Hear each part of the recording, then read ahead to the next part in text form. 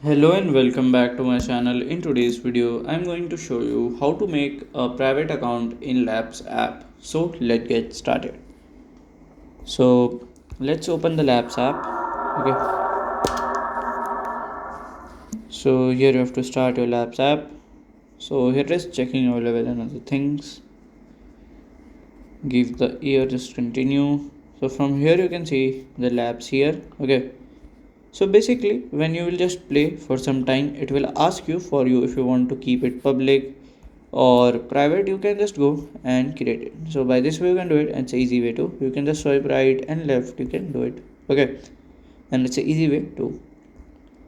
And if you have any question related to this app, you can let me know in my comment section. And if you find this video helpful, make sure you like, subscribe and share the video. Thank you for watching.